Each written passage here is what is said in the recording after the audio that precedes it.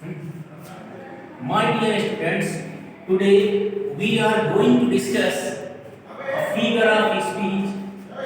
तो मेरे प्रिय विद्यार्थियों, आज हम लोग फिगर्स ऑफ स्पीच के बारे में पढ़ेंगे, जो कि डीएलएड सेकेंड ईयर से है और यूनिट नंबर सेकेंड से।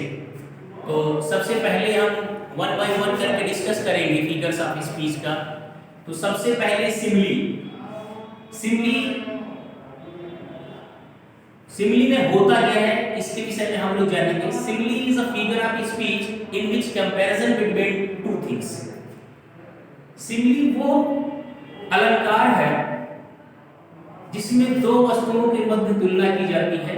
Simile is a figure of speech in which comparison between two things the words like so as are given. इसकी सबसे सटीक पहचान है कि इसमें लाइक शो एज दिया हुआ होता है। जैसे कि अगर एग्जांपल देखें तो हम देख सकते हैं life is like a dream. तो in this sentence we use like, so like use हुआ ना, इसलिए सिमिली हो गया। नेक्स्ट पढ़ेंगे हम लोग मेटाफर। मेटाफर मतलब रूपक। हिंदी में अगर उसका मतलब समझें तो रूपक अलंकार होता है। तो metaphor is a figure of speech in which comparison between two things. Metaphor वो फिगर ऑफ स्पीच है जिसमें दो वस्तुओं के मध्य तुलना कराई जाती है, परंतु तुलना कराने वाले शब्द नहीं दिए। तो सिमिली और मेटाफर में बस थोड़ा सा डिफरेंस है। इसमें सिमिली में लाइक सो एज का यूज किया जाता है और मेटाफर में लाइक सो एज का यूज नहीं किया जाता है, लेकिन तुलना दोनों में ही की जाती है। यानी कि कंपैरिजन दोनों में किया जाता है, कंपेयर कराया जाता है। तो मेटाफर क्या है? Metaphor is a figure of speech in which comparison between two things the words like so as are not given. Life is dream, तो जिंदगी सपना है, जिंदगी स्वप्न की तरह है। इसमें भी कंपेयर कराया गया जिंदगी का, किससे? सपने से। But like so as use नहीं किया गया, इसलिए ये क्या है? मेटाफर है। Next one, personification. तो पर्सोनिफिकेशन को हिंदी में मानवीकरण अलंकार कहते हैं। तो पर्सोनिफिकेशन में होता है क्या? मतलब लिविंग थिंग्स जो होती है, नॉन लिविंग थिंग्स को लिविंग थिंग्स कह दिया जाता है, ठीक है ना। तो पर्सोनिफिकेशन में क्या होता है? मानवीकरण अलंकार होता है।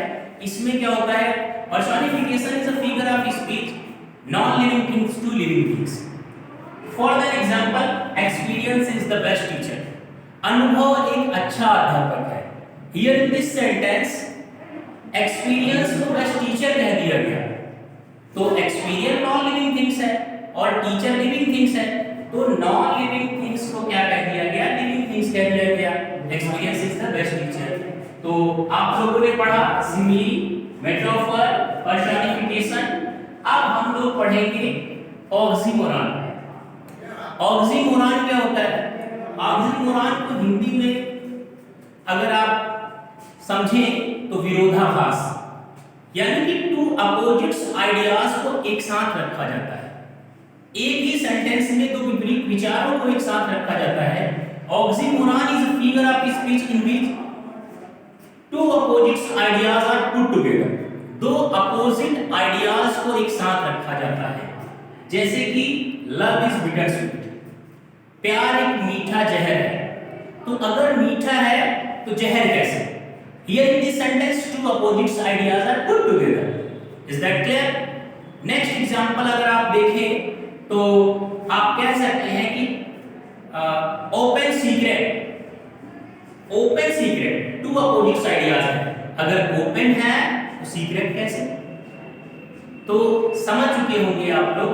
उसके बाद में हम दूसरे फिगर ऑफ स्पीच का डिस्कस करेंगे। डियर स्टूडेंट्स, तो जो बचे हुए फिगर्स ऑफ स्पीच थे जिसमें से आप पढ़ेंगे हाइपरबोल। हाइपरबोल, जहां तक कि आपको इसके नाम से ही पता चल जाएगा कि हाइपरबोल मतलब क्या होता है। हाइपरबोल का मतलब होता है किसी चीज को बढ़ाकर कहना या घटाकर कहना। अ थिंग्स ग्रेटर और लेस wetter than worse। तो हाइपरबोल में क्या होता है? Hyperbole is a figure of speech in which a things greater और लेस वेटर देन वर्स। या तो किसी चीज को बढ़ाकर कहना या फिर किसी चीज को घटाकर कह देना। फॉर एन एग्जांपल, सी वेप वो रोई, ओशियन ऑफ टीयर्स। तो समुद्र भर आंसू कोई रो सकता है? नहीं रो सकता। तो here in this sentence we use hyperbole. Next example अगर हम देखें तो Blenda smiled the world was gay. Blenda की एक मुस्कान से सारा संसार खुश हो गया, जो कि इम्पॉसिबल है। यहां पर भी हाइपरबोल का यूज किया गया है। नेक्स्ट हम लोग पढ़ेंगे ओनोमोटोपोइया। ओनोमोटोपोइया का मतलब है ध्वनि सूचक अलंकार। ध्वनि सूचक अलंकार जहां पर किसी मतलब जो है जीव जंतु की आवाज हो और कोई साउंड हो, वहां पर ओनोमोटोपोइया होता है। ओनोमोटोपोइया मतलब ध्वनि सूचक अलंकार, ठीक है ना। जैसे कि the bee is buzzing, the snake is hissing, तो इसमें क्या है? आवाज है मतलब। तो नेक्स्ट आशा है कि आपको समझ में आया होगा। नेक्स्ट एक और रह गया है, इसके विषय में हम लोग समझेंगे, जानेंगे। एपॉस्ट्रोफी। एपॉस्ट्रोफी में साइन ऑफ एक्सक्लेमेशन दिया होगा। सबसे सटीक इसकी पहचान है कि साइन ऑफ एक्सक्लेमेशन इसमें दिया हुआ होता है, ठीक है ना। तो एन एपॉस्ट्रोफी जो figure of speech in which represented the sudden feelings of heart and also represented the intense emotions of the heart। इसमें क्या करते हैं?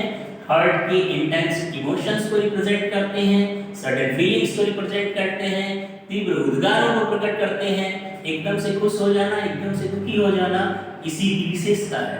For that example, O Julius Caesar thou art mighty yet। Here in this sentence O Julius Caesar, O के बाद में sign of exclamation का use किया जाएगा, तो फिगर ऑफ स्पीच क्या हो जाएगा? आप लोगों को पता है, तो एपॉस्ट्रोफी हो जाएगा। आशा है कि आप लोगों को समझ में आया होगा। यदि आप लोगों को फिगर्स ऑफ स्पीच से रिलेटेड किसी भी प्रकार की कोई प्रॉब्लम है तो आप पूछ सकते हैं। धन्यवाद।